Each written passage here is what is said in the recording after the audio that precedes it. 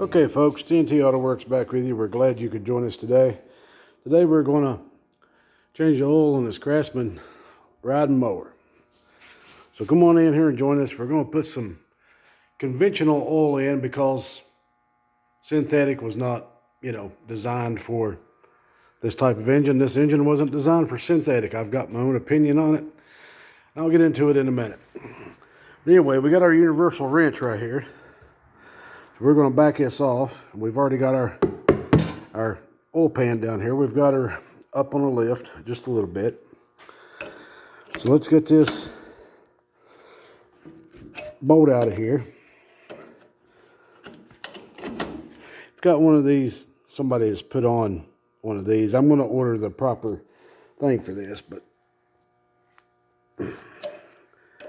and it looks like we can't seem to get it the right way. I know, righty-tighty, lefty-loosey, I know. There we go.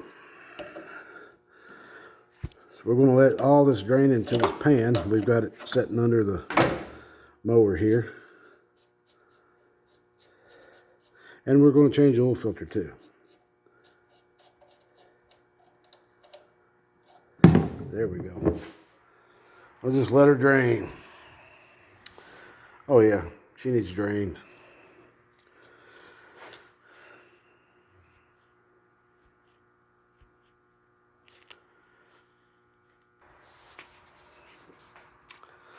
So we're just going to let her drain out. I hope you enjoy watching oil drain. Doesn't seem to want to focus. There we go. All right. There we go. Now, according to Craftsman, right up here, it says that we need 64 ounces of oil. So 64 ounces would be 2 quarts, because there's 32 ounces in a quart. So we're going to put every bit of that oil in whenever we get ready here. Now this has been sitting for a while, and there's probably some water and some other stuff, but it's also been running rich. I had to change the carburetor, do some other work, which will thin your oil out tremendously on these engines. So if you're running rich, you probably need to change your oil as much or as quick as you can. So we'll let this drain, and I'll get right back with you. All right, looks like she's finished draining. So let's put this cap back on. Tighten that up. Grab our universal wrench.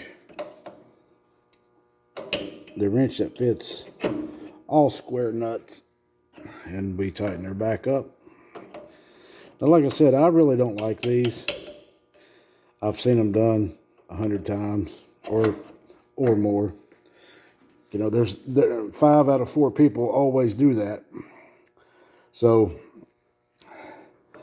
I'm going to be the 5th one, and I'm going to go with the original piece that comes out here. I can order it from Sears Parts Direct. But we're going to get this tightened down. That's about good right there. Now we're going to get set up to put something in here to drain this oil filter, or to take this oil filter off, put the new oil filter on, and then we'll put the new oil in. All right, welcome back. I had to pause you for a minute there while I set up these shop rags to catch this oil that's going to come out of this filter. Now, these have a check valve in them, so it probably won't leak too much, but I know it's going to leak a little, so let's see if we can get that turned off. All right, I'm going to have to get a tool. Hold on. All right, folks, I couldn't find a tool, and we're going to do this the old school way. When you can't get a filter off, put you a screwdriver in it. You have to hammer it in with a hammer. You're not going to hurt anything because you're changing this one out, putting a new one on. So you're not going to hurt anything. And this is probably how 5 out of 4 people do it anyway. So what you do here now is you run it in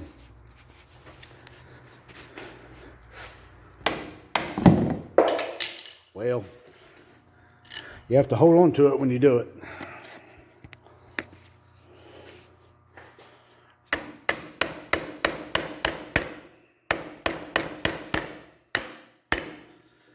Then you grab it like that, and you just give her a turn.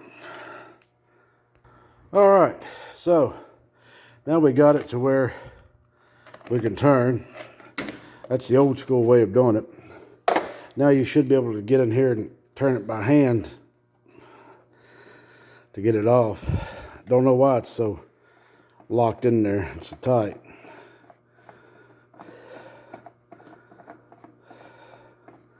Make a man sweat.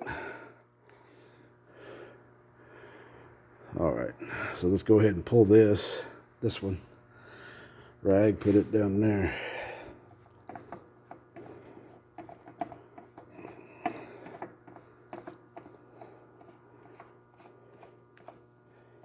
All right, let's pull up on this filter here. There we go. See, there's a check valve in it to hold the oil in it.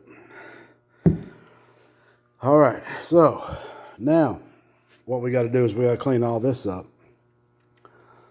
So we're going to take a rag and we're just going to soak it up. Just like this.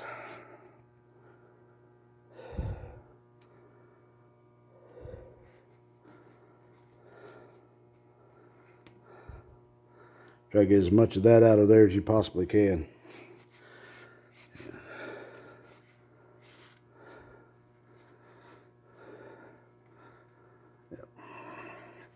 Yeah, that oil's thin. Like I said, this engine's been running kind of rich on me. I've had to replace the carburetor and do a few other things to it. But we should be doing okay now. We put a carburetor on.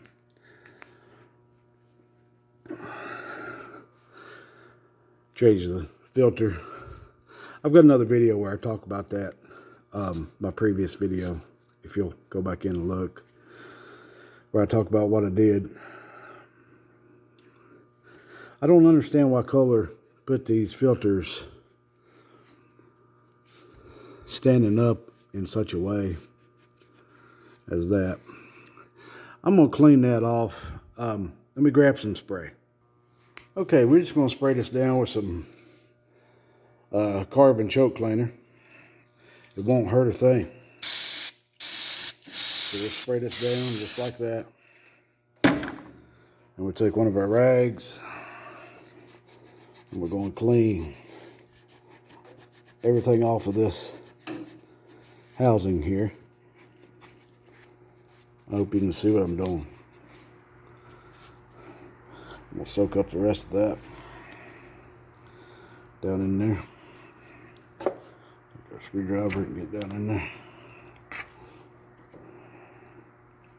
There we go. All right.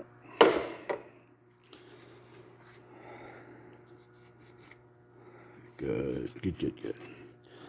Now, let me hit it some more. Let that sit there a minute. But anyway, I was talking about the oil. I'm not a big fan of synthetic oils. Reason being is the zinc content, the ZTTP and ZTDP and the ZDDP is more pronounced in your mineral spirit or your mineral oil or oil made from dino juice. And my philosophy on it is engines that are older, like your classic cars, need that zinc. These small engines like this, they need that zinc. You don't want to put synthetic in something like this, or at least I wouldn't. It's not going to happen. Let me grab a tool. I don't believe in it. I think synthetic is kind of overrated a lot of times. I'm trying to get some of that residue off of here. You know, if it's a newer engine, sure, fine, run synthetic. Synthetics are good for longer oil changes, but on this kind of equipment, which is this one has been sitting for several years, I actually had some work done on it and I never got a chance to get it. Now I've got it back, and it was sitting outside when I went to pick it up. So back to the oil. I'm not a real big synthetic fan. Never have been. I think regular oil works just fine. It's made for these kind of engines. These engines are actually designed, older engines are designed to run synthetic or run conventional oil, not synthetic. They designed them with conventional oil in mind. So why not run conventional oil in them? You're changing them every year anyway. Conventional is tried and true. We know it works. Synthetic has been known to gum up. In laboratory tests, there's a lot of stuff that they're not telling you about synthetics. I try not to run a synthetic any more than I have to. So, looks like we got everything cleaned up here. So, we're gonna grab this here filter in case anybody wants to know and they have one of these CV460s. If you have access to this brand, there's your numbers for Kohler, Oregon, Briggs and Stratton, and Tecumseh. And this right here says oil filter is a 1205 0-01. This here is the same on a Kohler. This 25-050-01 is the same as the 12. So let's get it put on. Give me just a minute. Okay, back with you there. Pardon everything laying around, but this is a makeshift workbench that we have out here right now. But anyway, make sure that you take your plastic off of your filter and you dip your finger, whichever finger you want. I prefer my first one.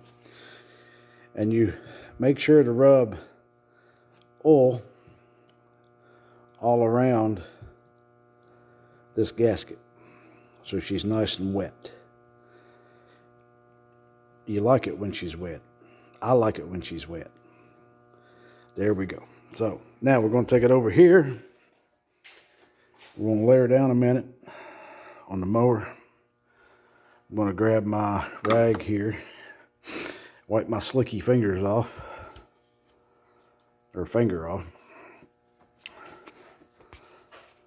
So then we're going to take it, and there's no sense in filling this full because it goes in upside down. So we're not going to put any oil in it. You don't have to. Some people do, some don't.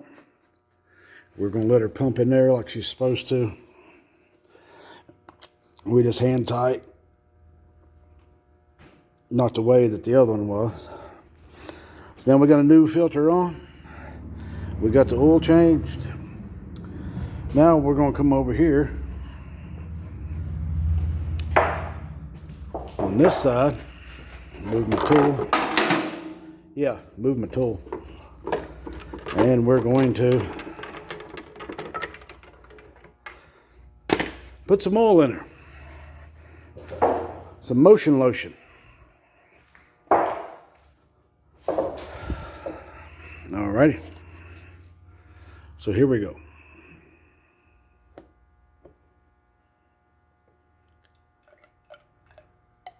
Oh yeah, she's thirsty. And as we remember, I said it holds 64 ounces. Well, there's 32 ounces in a quart.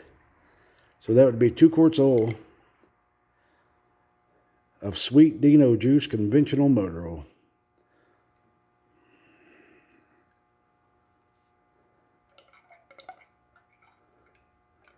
Oh, yeah. Listen to her take it. Oh, yeah. She's hungry. She's thirsty. She is thirsty. All right. There's one.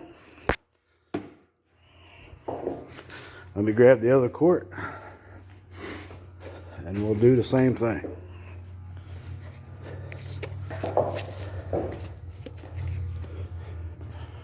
Let me go right here. Get this cap off.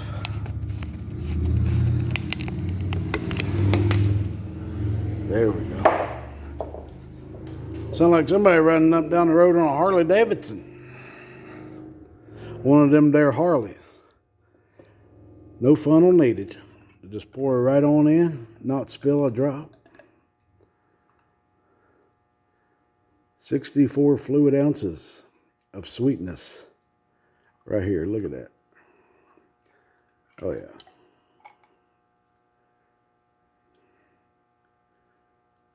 Oh yeah.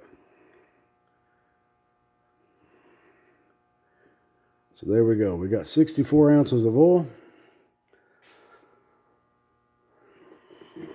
Now, in case anybody needs any, let's go ahead and get our cap back in. Needs any information. Here's your information there on what I'm working on. There is that, which I talked about earlier before when I did throttle adjustment. So let's get cleaned up and check the oil and fire up and let's see what happens. All right, we got a little bit cleaned up. I had to pause you there for a minute. But we should be ready to go. Fire it up. Let's see what happens. Which I know what's going to happen because we do quality work. Yes, sir. So make sure your gas is on if you've got this mower. If you watch my previous video, we installed this. It originally didn't have it, but make sure your gas is on. Make sure that you got gas. And it looks like we do.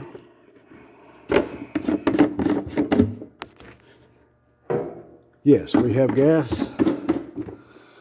We put the oil in. We got oil, 64 ounces. So we're going to set the throttle. Here we go.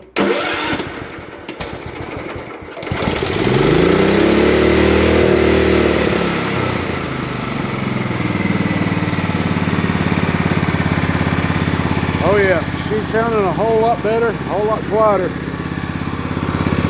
We don't have no oil leaks here. No oil leaks right here, so we'll let it run for a minute. We'll let it run for a minute and see if we get any leaks.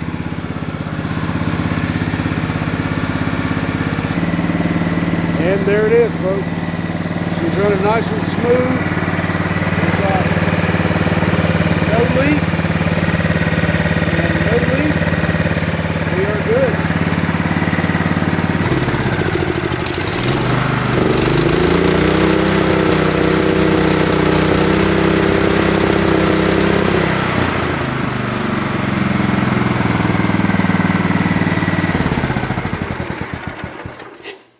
So we still need to do a high idle adjustment, but other than that, that's how you change the oil on your riding mower. This particular one seems to be a Craftsman LT1000. She's old school. She's old. She's got the old throttle and shifter and brake. Over there on the side is the gears. She's not hydrostatic. She's not actually a shifter. Everybody says that you have to shift gears in these things. You don't shift gears. Let me clarify that real quick. You don't shift gears. What you do is you put it into whatever gear that you push your clutch, brake and clutch, put it into whatever gear that you want, and that's it. You set it and go. You don't shift gears. It's not a standard shift. There's so many people that'll get on YouTube or on certain forums and talk about these being shifters. You have to shift them. You don't shift. You just put them in gear. You put them in one gear, whatever speed that you want, and you go. So thanks for joining us. I hope you enjoyed this short video. It's not very long. Probably going to be about 20 minutes. But anyway, hope you enjoyed it. I hope you found it entertaining. Like and subscribe. Hit the notification button. I should have some more videos coming soon. It's been a while since I've done one. My last one I did was the first one I've done in a while. So like and subscribe. Thank you. Thank you for watching, and have a great day.